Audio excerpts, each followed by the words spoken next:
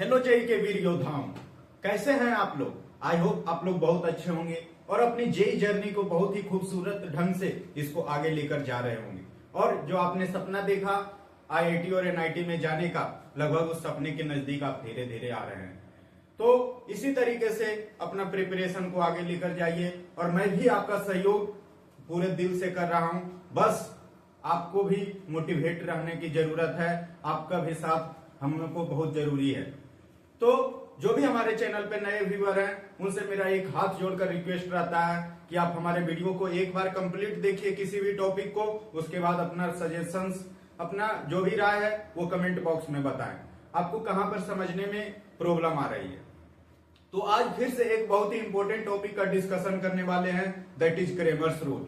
Cramer's rule एक ऐसा topic है जिसका क्वेश्चन जेईई मेन के पेपर में नहीं आएगा तो पेपर अधूरा माना जाता है। हाँ जी, मैं हर वीडियो में ये बात बोलता हूं कि ये टॉपिक इंपॉर्टेंट है, क्योंकि मैं वो सारा टॉपिक कवर कर रहा हूं जो कि मोस्ट इंपॉर्टेंट है, जिसका क्वेश्चन डेफिनेटली पूछा जाता है। तो उसी तरीके से आज भी क्रेमर्स रूल को अच्छे लेवल पे अपन प्रिपेयर करेंगे, जिससे कि कोई भी क्वेश्चन आपका मिस ना हो। तो एक खूबसूरत सा हेडिंग आप लोग डालिए, दैट इज क्रेमर्स रूल। और क्रेमर्स रूल को बहुत ही अच्छे ढंग से समझेंगे और ऐसा समझेंगे कि जिंदगी में आप भूल नहीं पाइएगा। और मैं आपसे एक चैलेंज करता हूं कि आप सिर्फ एक बार भूल कर दिखाना कि क्रेमर्स रूल आपने कभी भूला या नहीं। तो क्रेमर्स रूल पहले हेडिंग डालिए, क्रेमर्स रूल। ये क्रेमर्स रूल एक्चुअली है क्या? क्रेमर्स रूल है कि आपको 3 इक्वेशन गिवन रहता है और 3 वेरिएबल भी उसमें है, और उस 3 वेरिएबल का जो उस इक्वेशन में यूज किया गया है उसका वैल्यू क्या होगा, वो सारे वेरिएबल का। वैसे आप तो linear equation in 2 variable 10th में भी पढ़ते हैं, और यहाँ पे भी आपको लीनियर इक्वेशन इन 3 वेरिएबल मिलेगा। उसी इक्वेशन को सॉल्व करने का एक रूल यहाँ बताया जाता है। आपको ये क्रेमर्स रूल का यूज करके ये पता किया जाता है कि इस सिस्टम ऑफ इक्वेशन में यूनिक सॉल्यूशन है या फिर नो सॉल्यूशन है या इनफाइनाइट सॉल्यूशन है। किस तरीके से चेक करते हैं वो सारा चीज अपन डिस्कस करेंगे, बस आप लास्ट तक बने रहिएगा। सबसे पहले मैं आपके सामने 3 इक्वेशन लिखता हूं, ठीक है, simultaneous equation. a1x plus b1y plus c1z equal to d1, a2x plus b2y plus c2z equal to d2, a3x plus b3y plus c3z equal to d3। ये 3 इक्वेशन है, इक्वेशन 1, इक्वेशन 2, इक्वेशन 3, ठीक है। Equation आप देख रहे हैं, बहुत अच्छी बात है। आप 3 मैट्रिक्स डिफाइंड कीजिए। अपन सबसे पहले ए मैट्रिक्स डिफाइंड करते हैं। ए मैट्रिक्स किस तरीके से डिफाइंड आपको करना है? इस तरीके से करना है कि इसमें आपको रखना है क्या क्या, जो कोफिशिएंट है एक्स वाई जेड का, जो भी कोफिशिएंट है उसको आपको ए मैट्रिक्स में रखना है।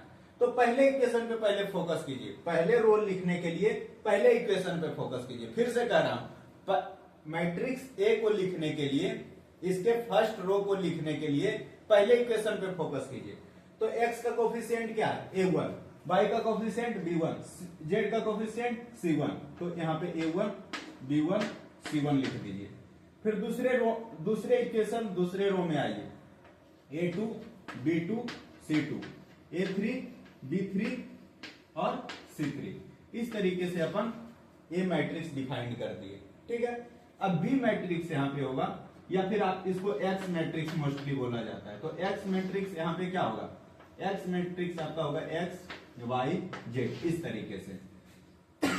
अब देखिए बी मैट्रिक्स आपका होगा कांस्टेंट वाला, d1 d2 d3, d1 d2 और d3, ठीक है। इस तरीके से अपन इसको भी लिख दिए। अब बताइए, ये 3 मैट्रिक्स है ए, एक्स और B.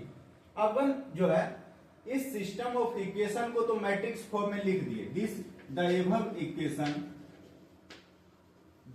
Equation can be written in matrix form. इस तरीके से इसको मैट्रिक्स फॉर्म में लिखा गया, मैट्रिक्स फॉर्म में ये लिखा है।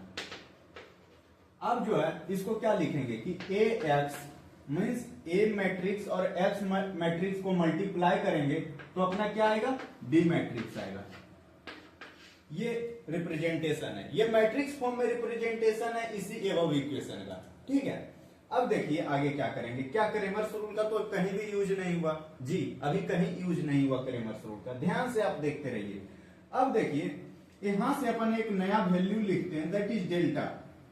डेल्टा किस तरीके से निकालते हैं, डेल्टा निकालने के लिए अपन डिटर्मिनेंट निकालते हैं किस चीज का, तो ए मैट्रिक्स का, means A1 B1 C1 A2 B2 C2 A3 B3 और C3। इस तरीके से अपन इस मैट्रिक्स का जो डिटर्मिनेंट वैल्यू होगा वो आपका डेल्टा होगा। अभी आपको पता नहीं चलेगा ये सब क्या कर रहे हैं। आप एक चीज याद रखिए कि यहाँ डेल्टा है और डेल्टा इस तरीके से अपन फाइंड आउट करेंगे, ठीक है। अब देखिए अब अपन निकालेंगे डेल्टा एक्स। डेल्टा एक्स किस तरीके से निकालना है, डेल्टा एक्स निकालने के लिए जहां पर एक्स का कोफिशिएंट है, एक्स का कोफिशिएंट क्या है, A1 है A2 है A3 है, एक्स का कोफिशिएंट आप जो है ये कांस्टेंट से रिप्लेस कर दीजिए। आपको डेल्टा एक्स निकालना है तो एक्स के कोफिशिएंट को कांस्टेंट से रिप्लेस करना है, मीन्स आप जहां A1 A2 A3 दिख रहा है वहां पे D1 D2 D3 कर देंगे इस तरीके से, D1 D2 D3 और बाकी ये दोनों कॉलम एज इट इज रहेगा, B1 B2 B3 C1 C2 C3 इस तरीके से, ठीक है। यहां तक समझ आ गया। ये डेल्टा एक्स हो गया, दो वेरिएबल आया, एक डेल्टा और एक डेल्टा एक्स, दो आपका अननोन आया ये वाला, ठीक है। अब डेल्टा वाई, डेल्टा वाई कैसे निकालेंगे, डेल्टा वाई निकालने के लिए क्या करेंगे, वाई के कोफिशिएंट को रिप्लेस करेंगे, वाई के कोफिशिएंट को रिप्लेस करेंगे इस कांस्टेंट के साथ, ठीक है।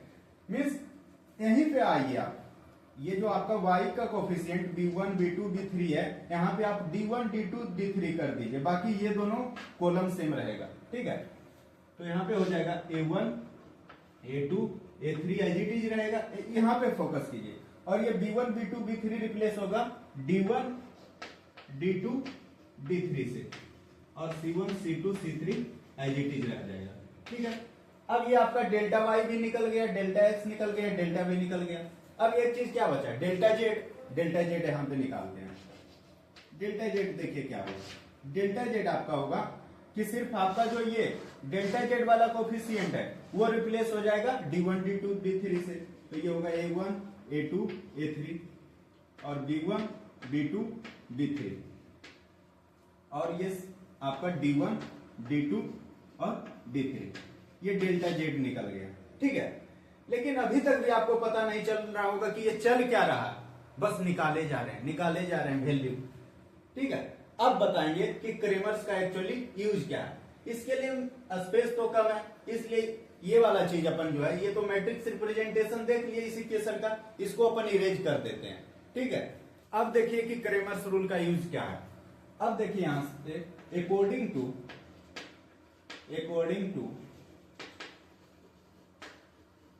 क्रेमर्स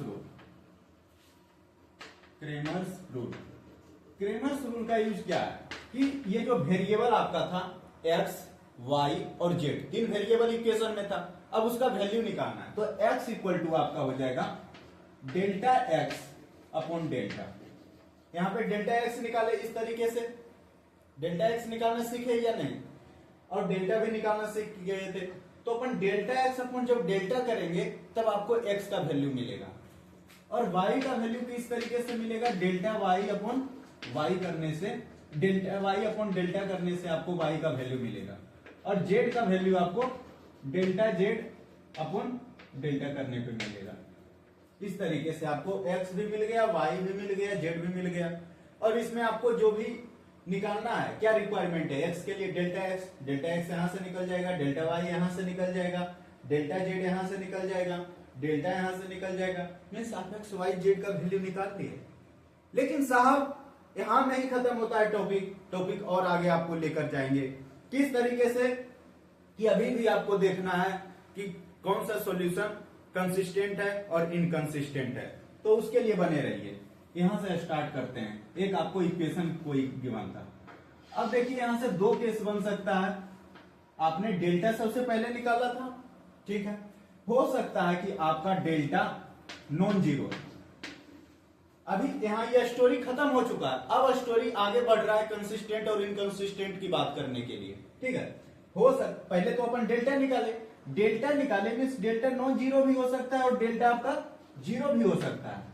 यस, आपने 4 वैल्यू निकाला था, लेकिन सबसे पहले क्या निकाला? डेल्टा निकाला था। तो डेल्टा आपका नॉन जीरो भी हो सकता है और जीरो भी हो सकता है। जब आपका डेल्टा नॉन जीरो होगा तो ये कंसिस्टेंट सॉल्यूशन है, consistent solution and unique solution है।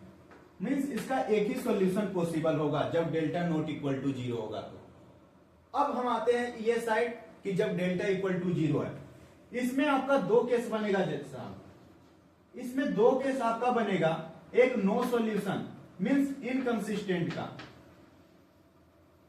और इधर बनेगा एक कंसिस्टेंट और अभी बनेगा। लेकिन कब ये वाला चीज इनकंसिस्टेंट होगा और कब ये चीज कंसिस्टेंट होगा? अगर इफ एटलीस्ट, अब देखिए यहां से अब स्टोरी आगे बढ़ेगा। अब स्टोरी कहां पे आएगा? डेल्टा एक्स, डेल्टा वाई और डेल्टा जेड पे अब जिम्मेदारियां चली जाएगी। ये जिम्मेदारियां यहां ये delta X, delta Y, delta Z निभाने का काम करेगा। If at least delta X, delta Y और delta Z is non zero. मैं कहना चाह रहा हूं इससे कि आपने डेल्टा एक्स भी निकाला, डेल्टा वाई भी निकाला और डेल्टा जेड भी निकाला। इस तीनों में से कोई एक आपका नॉन जीरो हो जाता है तो समझ जाइएगा कि इनकंसिस्टेंट है। मीन्स डेल्टा तो जीरो ऑलरेडी है, लेकिन आपने delta X, delta Y, delta Z भी कैलकुलेट किया। अगर इस delta X, delta Y, delta Z तीनों में से कोई एक अगर नॉन जीरो आ जाता है तो समझिएगा इनकंसिस्टेंट है। इनकंसिस्टेंट का मतलब नो सॉल्यूशन, उसका कोई सॉल्यूशन नहीं है। लेकिन अगर if delta X equal to delta Y equal to delta Z equal to zero हो जाए, डेल्टा एक्स भी जीरो है, डेल्टा वाई भी जीरो है, डेल्टा जेड भी जीरो है और डेल्टा भी जीरो है, तो साहब आप समझ जाइएगा कि कंसिस्टेंट है। कंसिस्टेंट तो यहां भी था, लेकिन यहां आपका इनफाइनाइट सॉल्यूशन,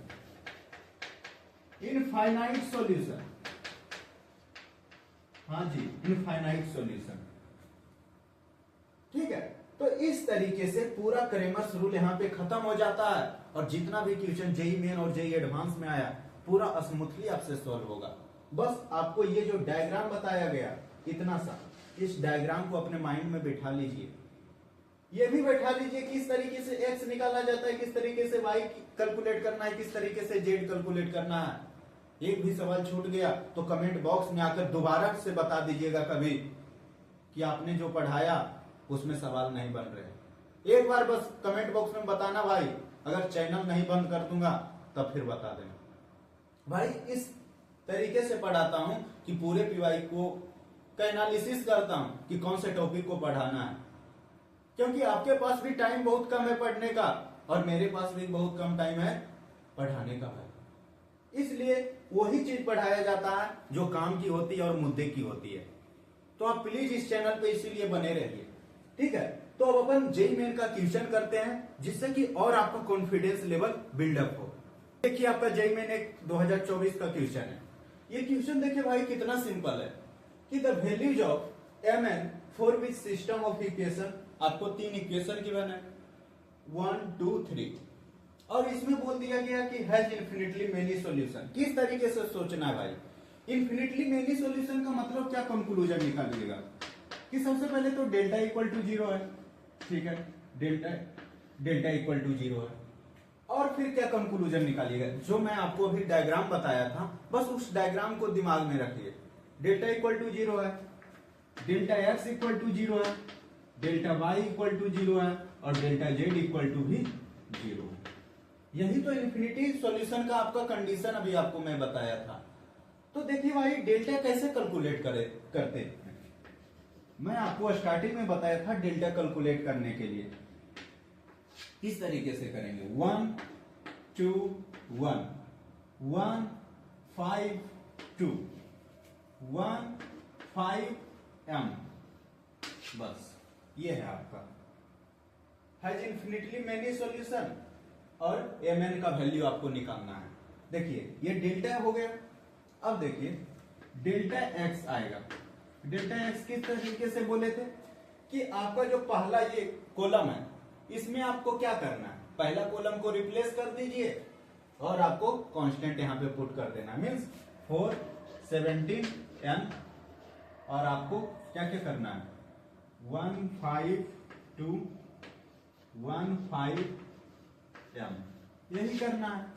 देखिए सबसे पहले डेल्टा इक्वल टू 0 करेंगे, इसको 0 से इक्वेट करेंगे तो क्या होगा 1 इंटू 5m, जैसे आप निकालते हैं डिटर्मिनेंट बस निकाल दीजिए, और -1 इंटू 2m -5 प्लस 1 इंटू 2 2 जा 4 -5 इक्वल टू 0। अब देखिए क्या हो जाएगा 5 - 10 -2m plus 5 -1 equal to 0। 5 - 2m ये कितना हो जाएगा 3m, और आपका 10 1 11 11 में 5 6, ये m आपका कितना आ गया यहाँ से 2 आ गया। और इसी तरीका से आप यहाँ से n का वैल्यू निकाल लीजिएगा, m पता चल गया, फिर डेल्टा x इक्वल टू भी 0 है, फिर यहाँ से आप n निकाल लीजिएगा, mn का वैल्यू पता चल गया। ये भाई आपका जेईई मेन का PYQ है, अपने मन से नहीं करवा रहा हूं। अभी मैं आपको क्वेश्चन करवाऊंगा, एक बहुत अच्छा क्वेश्चन है, लेकिन ऐसे भी क्वेश्चन आते हैं और बहुत सारे क्वेश्चन आते हैं। आप जेईई मेन 2025 के जनवरी अटेम्प्ट का पेपर उठाकर देखिएगा, या फिर मेरे वीडियो सॉल्यूशन भी डाले हुए हैं चैनल पे, देख लीजिएगा एक बार, बहुत सारे क्वेश्चन आते हैं इसके। मैं अभी आपको और एक जेईई मेन का क्वेश्चन करवाता हूँ इसी टॉपिक के ऊपर। ये क्वेश्चन आपका जेईई मेन 2023 का PYQ है। क्वेश्चन देखिए क्या है कि बहुत, जैसे मैं आपको एक क्वेश्चन अभी करवाया उसी तरीका का ये भी क्वेश्चन है कि S denote the set of all real values of lambda, means S आपका एक कोई सेट है और उस सेट का जो एलिमेंट्स है वो लैम्डा के डिफरेंट वैल्यूज इसमें आएंगे S सेट में। ठीक है, यहां तक समझ आ गया। Such that the system of equation, अब ये सिस्टम ऑफ इक्वेशन जो आपको गिवन है, इक्वेशन 1 इक्वेशन 2 इक्वेशन 3, इस सिस्टम ऑफ इक्वेशन का जो सॉल्यूशन है वो इनकंसिस्टेंट है। इतना इंफॉर्मेशन आपको दिया गया।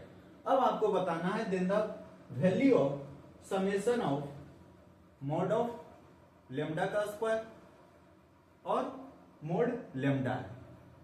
ठीक है, लेकिन चैलेंजिंग काम क्या है, टू फाइंड लैम्डा। लैम्डा अगर निकल गया, आंसर निकल गया, तो सबसे पहले अपन क्या करेंगे, सबसे पहले अपन करेंगे कि इनकंसिस्टेंट है, तो इनकंसिस्टेंट से अपन क्या कर सकते हैं, क्या इंफॉर्मेशन यहां से फाइंड आउट कर सकते हैं कि delta equal to 0, delta equal to 0 होगा। मैं अभी आपको जो डायग्राम बताया था आपने कॉपी में देखिए कि डेल्टा इक्वल टू 0 होगा, नो सॉल्यूशन। इनकंसिस्टेंट का मतलब क्या, नो सॉल्यूशन, तो इसमें भी डेल्टा इक्वल टू 0 होगा। और क्या कंडीशन था कि at least one of delta X, delta Y, delta Z में से कोई एक आपका, इस तीनों में से कोई आपका नॉन जीरो हो जाना चाहिए। लेकिन अभी इस पे नहीं जाकर अभी इससे अपन मिलते हैं। जो इक्वेशन तो सोल्व करने में मजा आता है सबको, तो अपन इससे बात करते हैं कि डेल्टा इक्वल टू 0 तो भाई डेफिनेटली होगा। तो डेल्टा कैसे निकालते हैं, डेल्टा निकालने का तरीका है कि लेमडा 1 1 1 लेमडा 1। देखिए कैसे लिखते हैं, x का कोफिशिएंट क्या है लेमडा, फिर x का कोफिशिएंट 1, फिर x का कोफिशिएंट 1, फिर दूसरे में y में आइए, इसका कोफिशिएंट 1, फिर नीचे वाले कोफिशिएंट लैम्डा, फिर इसका कोफिशिएंट 1। उसी तरीका से z में आइए 1 1 लैम्डा इक्वल टू क्या करेंगे 0 कर दिए। यहां से देखिए इक्वेशन बनाइए, इक्वेशन बनाएंगे तो क्या आएगा lambda into lambda square minus 1 into lambda minus 1 plus 1 1 minus lambda equal to 0। ये क्या आ जाएगा, lambda cube minus lambda plus 1 minus lambda equal to 0। क्या आ जाएगा, lambda cube minus 3 lambda plus 1 equal to 0। अब देखिए प्लस आपका 2 प्लस 2 है ये, तो यहां से बताइए कि इसका फैक्टर क्या क्या बनेगा। ये सिंपल फैक्टराइजेशन है, इसको फैक्टराइज कीजिएगा तो पता चलेगा इसका 1 एक फैक्टर है और -2 फैक्टर है। इसका 1 है और -2 इसका फैक्टर है, तो यहां से इसको क्या लिखेंगे कि लेमडा प्लस 1 नहीं, लेमडा माइनस 1 का whole square into lambda plus 2 equal to 0। ये वाला आ जाएगा आपका लेमडा माइनस 1 का whole square into lambda plus 2 equal to 0।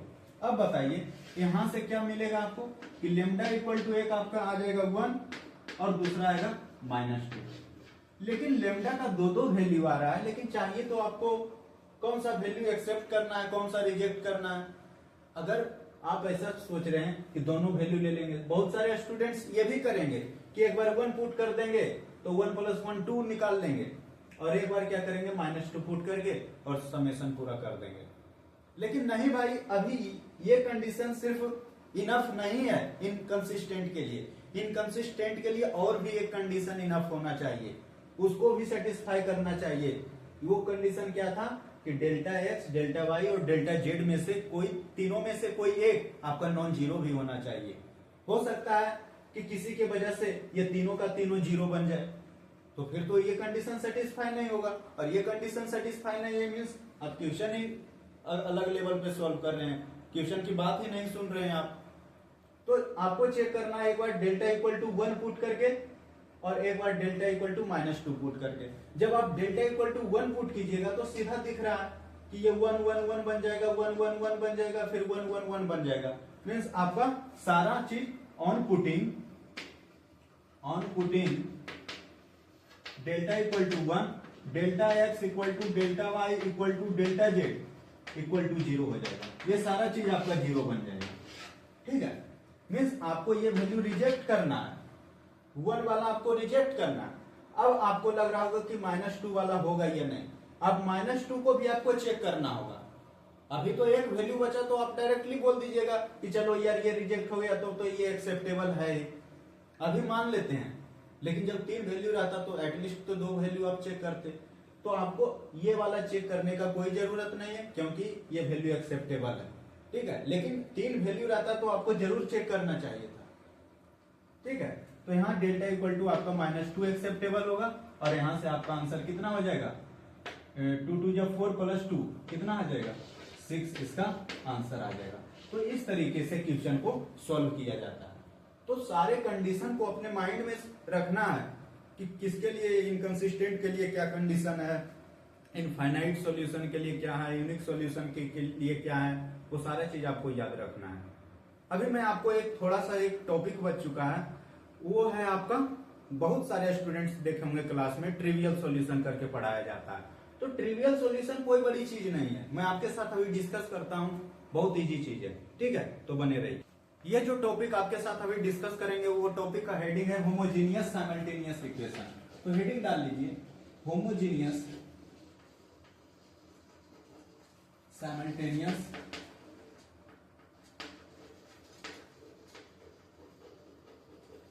Equation. तो देखिए ये क्या चीज है, पहले मैं आपके सामने इक्वेशन लिखता हूं, 3 इक्वेशन लिखता हूं जैसे मैं पहले लिखा था, a1x। फिर आप बताइएगा कि पहले वाले और इसमें क्या चेंजिंग है।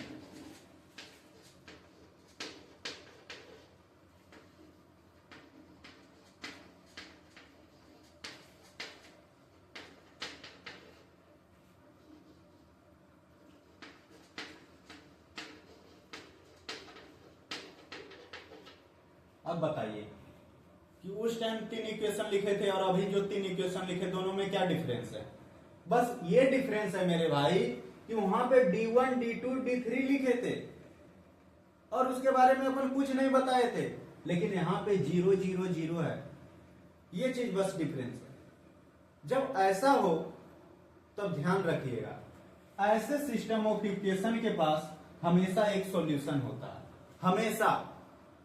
This type of equation has always a unique solution. एक सॉल्यूशन इसके पास हमेशा होता है, हो सकता है ज्यादा भी, लेकिन एक हमेशा होता है। Always a unique solution that is 0,0,0 0,0,0 इसका हमेशा सॉल्यूशन होगा। पुट कीजिए x equal to 0, y equal to 0, सारा सेटिस्फाई कर जाएगा। मीन्स ये वाला सॉल्यूशन हमेशा रहेगा। और this solution is equal trivial solution.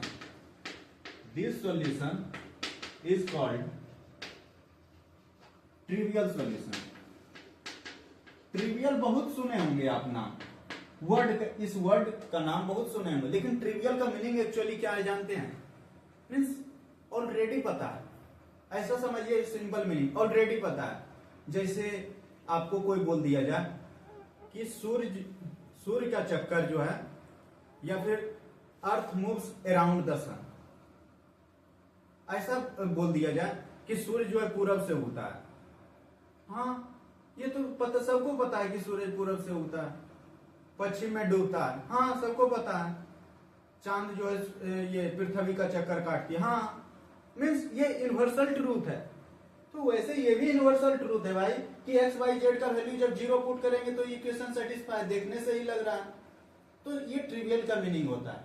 लेकिन बहुत सारे क्वेश्चन में जब आपको दिया रहे कि नॉन ट्रिवियल सॉल्यूशन है, नॉन ट्रिवियल सॉल्यूशन है, तब आपको बस एक कंक्लूजन फाइंड आउट करना है ऐसे वर्ड से कि डेल्टा इक्वल टू 0 कर देना है। डेल्टा इक्वल टू 0 बस कर देना है वहां से, बाकी सारा चीज खत्म। ठीक है, तो इस तरीके से अपन आज क्रेमर्स रूल को एक अच्छे लेवल पे प्रिपेयर कर लिए हैं। आपको जहां भी किसी भी क्वेश्चंस के किसी भी पॉइंट में अगर डाउट है या फिर प्रॉब्लम आ रहा है तो प्लीज हमारे कमेंट बॉक्स में बताइए। और आपको किस तरीके का वीडियो चाहिए, किस टॉपिक के ऊपर चाहिए, पूरे जेई के सबसे कॉम्प्लेक्स टॉपिक आपको कौन सा लग रहा है, प्लीज वो फिजिक्स का हो या फिर मैथ का हो या फिर केमिस्ट्री का हो, एक बार नीचे कमेंट बॉक्स में बता दीजिएगा। अगर ऑर्गेनिक का होगा तो थोड़ा सा सोचेंगे, क्योंकि मेरा ऑर्गेनिक थोड़ा सा वीक है। ठीक है, लेकिन अगर इनऑर्गेनिक, फिजिकल, फिजिक्स और मैथ्स रहा तो डेफिनेटली आप बताने की कोशिश कीजिएगा। मैं आपका डेफिनेटली प्रॉब्लम सॉल्व करने का कोशिश करूंगा। ठीक है, and thank you and all the best for your JEE preparation.